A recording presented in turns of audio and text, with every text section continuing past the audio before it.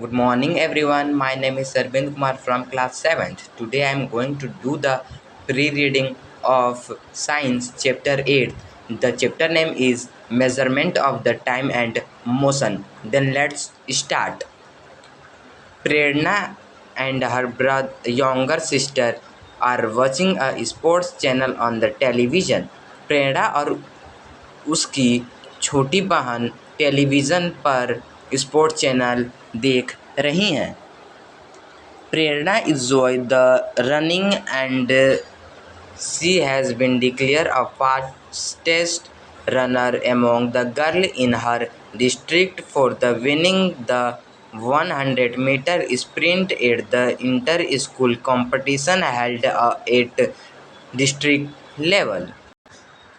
प्रेरणा दौड़ को एंजॉय कर रहा है और उसको डिस्ट्रिक्ट लेवल पर आयोजित की गई इंटर स्कूल कंपटीशन में 100 मीटर की लघु दौड़ को जीतने के लिए उसके डिस्ट्रिक्ट में गर्ल्स के बीच सबसे तेज दौड़ने वाला घोषित किया गया। She is now training to compete at a state level. अब वह स्टेट लेवल पर प्रतियोगिता के लिए ट्रेनिंग कर रही है।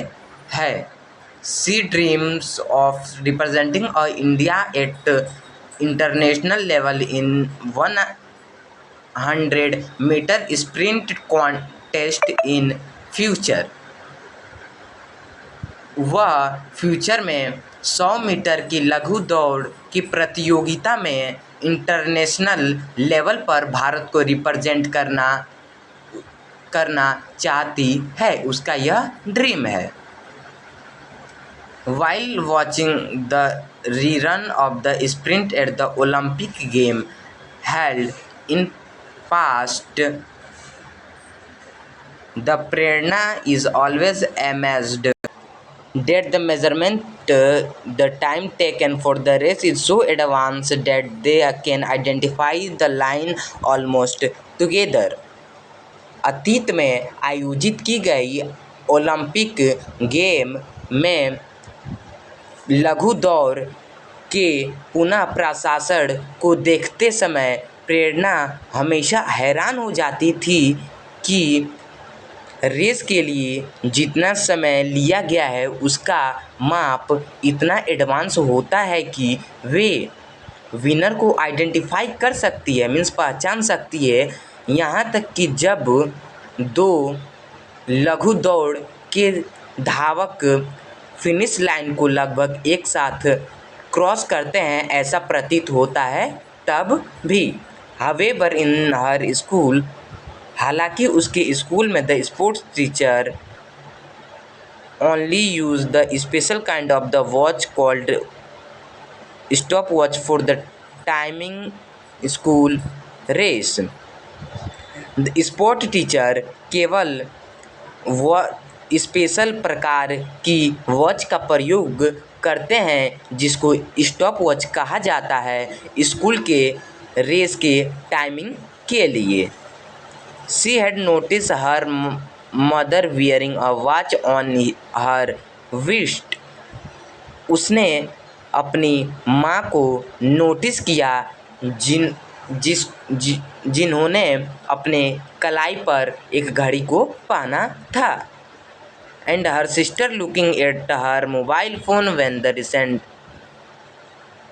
mobile phone she needed to check the time. और उसकी बहन उनके मोबाइल फ़ोन को देखती है जब उसे टाइम को चेक करने की ज़रूरत पड़ती है तब। Her uncle uses a braille watch and had touch recently acquired the talking watch that announced the time at the touch of the button. उनके अंकल ब्राइले वॉच का प्रयोग करते हैं और उन्होंने हाल ही में बात करने वाले वॉच को प्राप्त किया है या ख़रीदा है, हम लोग दोनों कह सकते हैं, जो बटन के टच पे टाइम को अनाउंस करता है, मीन्स टाइम को बताता है। There was also a large clock on the wall near the school entrance. वहाँ स्कूल के प्रवेश द्वार के पास ही दीवार पे बहुत बड़ा क्लॉक था। Her thoughts turn to people in the ancient parts. उसका विचार प्राचीन अतीत में लोगों की ओर गया। Who did not have modern gadget we have today and she wondered। जिनके पास मॉडर्न गैजेट नहीं होता था लेकिन आज हमारे पास है, उसने सोचा, means she wondered. Human got interested in keep trace of the time long ago. मनुष्य बहुत पहले समय पर नज़र रखने में इंटरेस्टेड थे। They start noticing that the many event in nature repeat themselves after definite interval of time.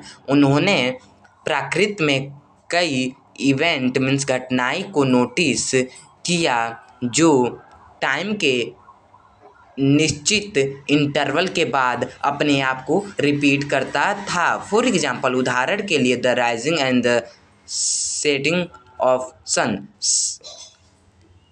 Sun means सूर्योदय या सूर्य का उगना और अस्त होना। Phase of the moon, moon का चरण। And changing the season, season का बदलना। They started using the cycle of this events for the time taking. उन्होंने टाइम कीपिंग के लिए इन घटनाओं के चक्र का प्रयोग करना शुरू कर दिया। Firstly they devised the calendar. सबसे पहले उन्होंने कैलेंडर को तैयार किया। The day was defined by the cycle of the rising and setting the sun. और एक दिन सन के उदय और सूर्यास्त के चक्र के द्वारा डिफाइन होता है। Then the began a quest to find way of knowing the time of the day. Then began a quest to find the way of the knowing time of the day। और फिर दिन के time को जानने का तरीका पता लगाने के लिए खोज शुरू होती है। So they made many device which help them to measure the smaller interval of the time within a day. इसलिए वे कई डिवाइस को बनाते हैं जो उनकी मदद करता है एक दिन में टाइम के सबसे छोटे इंटरवल को मेजर करने में या के लिए दोनों कह सकते हैं। Some of them were sundial, water clock, hour glasses and candle clocks. उसमें से कुछ sundials, water clocks, hour glasses और कैंडल्स क्लॉक थे। In sundial the time is determined with changing position of the shadow of the object cast by the lighting of the sun during a day। सॉन्डेल में time को दिन के दौरान सन के प्रकाश द्वारा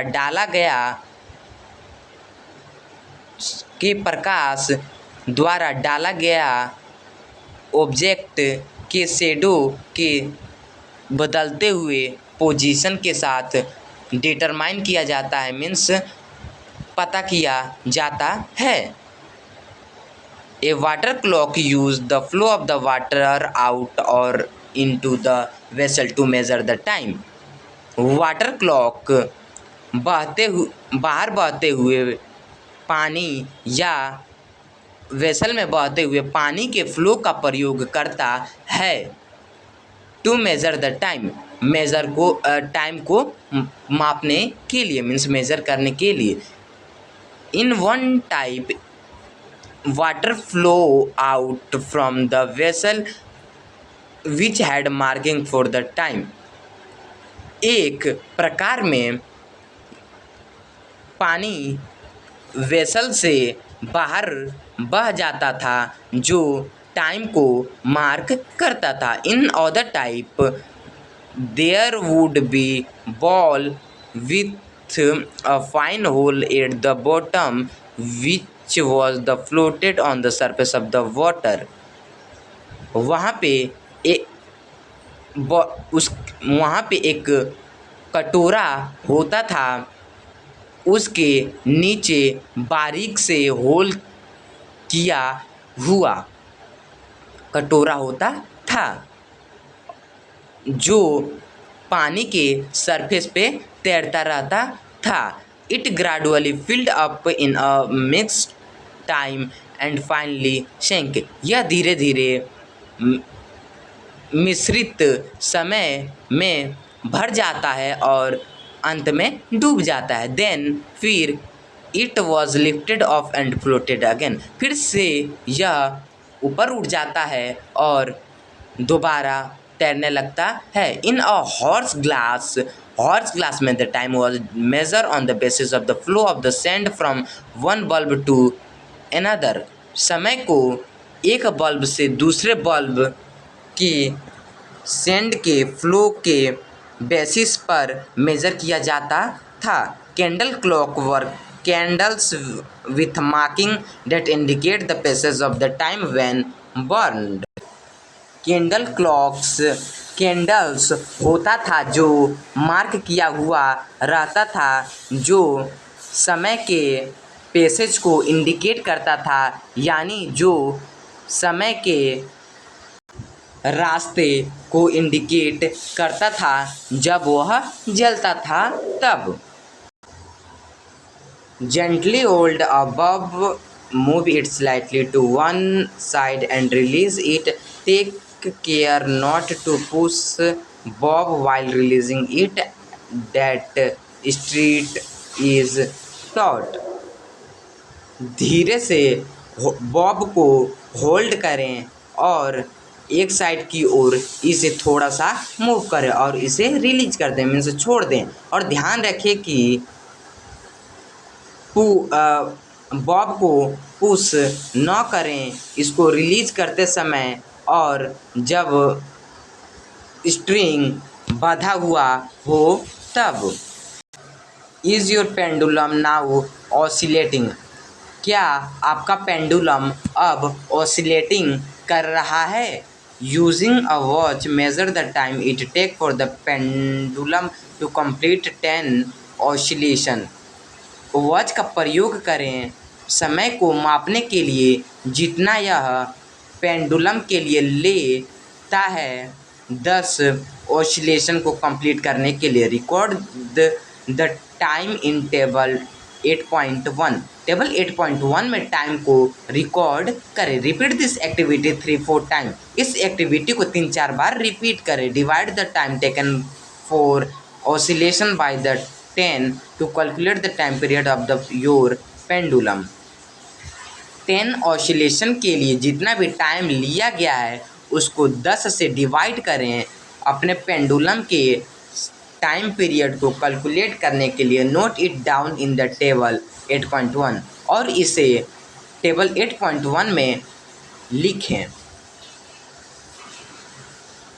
Is the time period of the pendulum almost same every time? क्या आपके pendulum का पीरियड का समय लगभग हर समय सेम रहता है? What do you conclude from this observation? आप इस अवलोकन से क्या निष्कर्ष निकालते हैं? The time period of the pendulum is almost same every time। Pendulum का टाइम पीरियड हर समय सेम रहता है। The time period of the simple pendulum of the given length is constant at a place। दिए गए length के simple pendulum के time period एक जगह पे स्थिर होता है। This property is use in measurement of the time. यह प्रॉपर्टी टाइम के मेजरमेंट में प्रयोग किया जाता है। ऑल क्लॉक, ओल्ड और modern are based on some process repeating continuously which can be used to mark the equal interval of the time। सभी clock, पुराना या मॉडर्न, कुछ प्रोसेस जो निरंतर रिपीट होती हैं उस पर आधारित होते हैं। Which can be use to mark the equal interval of time, जिसका प्रयोग किया जा सकता है टाइम के इक्वल इंटरवल को मार्क करने के लिए। The modern clock major the time using the same basic principle. Modern clock इसी सेम बेसिक प्रिंसिपल का प्रयोग कर टाइम को मेजर करता है। पीरियोडिकली रिपीटिंग द प्रोसेस, समय समय पर प्रोसेस यानी कि प्रक्रियाओं को रिपीट करके। But use tiny and very rapid vibration either from quartz crystal or from some specific atoms. लेकिन बहुत छोटा छोटा और बहुत तेज तेज वाइब्रेशन का प्रयोग करता है, क्वार्ट्ज क्रिस्टल से लेकर कुछ स्पेशल एटम तक। While Huygens early pendulum clock could gain or lose 10 seconds each day, today's atomic clock are so precise that they lose every 1 second in the million of years। बल्कि Huygens का प्रारंभिक pendulum हर दिन 10 second को loose करता है या प्राप्त करता है। आज का एटॉमिक क्लॉक बहुत ही सटीक होता है, जो मिलियन यानी कि मिलियन ईयर में 1 सेकेंड को केवल लूज करता है। Scientist are constant researching for ever give better way to measure the time with great assurance. Scientist निरंतर बेटर मीन्स बेहतर तरीका के लिए रिसर्च कर रहे हैं टाइम को मेज़र करने के लिए ग्रेट एक्यूरेसी के साथ। SI unit of the time is second. Time का एसआई यूनिट सेकेंड होता है। Its symbol is S. इसका सिंबल एस होता है। The large unit of the time are minute and the hour. और टाइम का लार्ज यूनिट मिनट और घंटा होता है, मीन्स आवर होता है। Vehicles such as scooter, motorbike, car, and buses have instruments which measure and display the vehicle's speed in km/h। Vehicles जैसे कि स्कूटर, मोटरबाइक, कार और बसेस के पास इंस्ट्रूमेंट होता है जो मापता है और दिखाता है व्हीकल के स्पीड को किलोमीटर प्रति आवर में। It is called a speed meter. इसे स्पीड मीटर कहा जाता है। Another instrument known as odometer is also fitted in the vehicles that measure the distance traveled by the vehicles in the kilometer। अन्य instrument जिसे odometer के नाम से या ओडोमीटर जिसे कहा जाता है वह भी व्हीकल्स में फिट होता है, जो ट्रेवल किए गए डिस्टेंस को मापता है किलोमीटर में व्हीकल्स के द्वारा। Do you remember the learning about the linear motion in the chapter measurement of the length and the motion in grade 6 science text book curiosity? क्या आप याद कर सकते हैं ग्रेड 6 के साइंस के टेक्स्ट बुक के क्यूरोसिटी में chapter measurement of the length and motion में लीनियर मोशन के बारे में सीख को? When an object move along straight line, जब एक ऑब्जेक्ट स्ट्रेट लाइन पर मूव करता है, it's motion is called linear motion, इसका मोशन लीनियर मोशन कहलाता है। Now imagine a train on the track which is along the straight line between two adjacent railway station. अब track means रास्ते पर train को imagine करें जो दो एडजेसेंट रेलवे स्टेशन के बीच स्ट्रेट लाइन पर है। So the motion of the train between these two stations is the example of the linear motion। इसीलिए इन दो स्टेशन के बीच का ट्रेन का मोशन लीनियर मोशन का एग्जाम्पल है।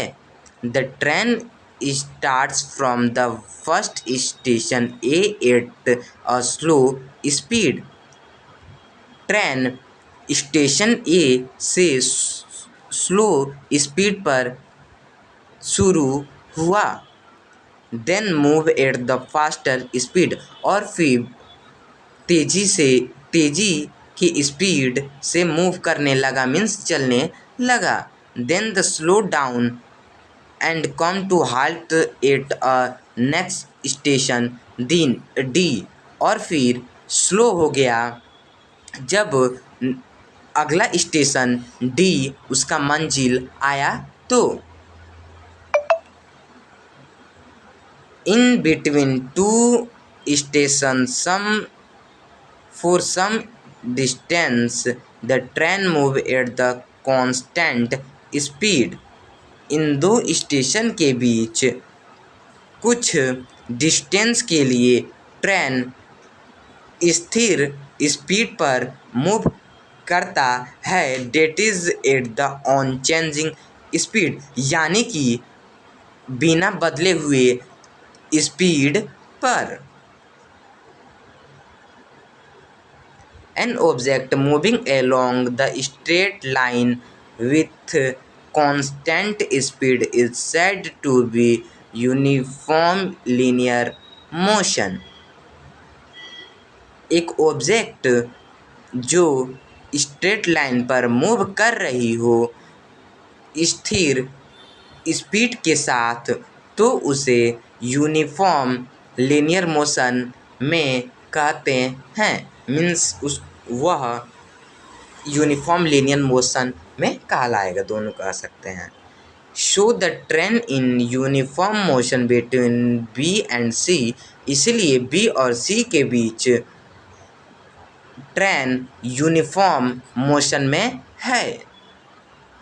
ऑन द अदर हैंड, दूसरे ओर, if the speed of the object moving along the straight line keep changing, अगर ऑब्जेक्ट का स्पीड स्ट्रेट लाइन पे मूव कर रहा है तो वह बदल सकता है, मीन्स बदल रहा है। It is said to be in non uniform linear motion, इसे नॉन यूनिफॉर्म लीनियर मोशन में कहते हैं।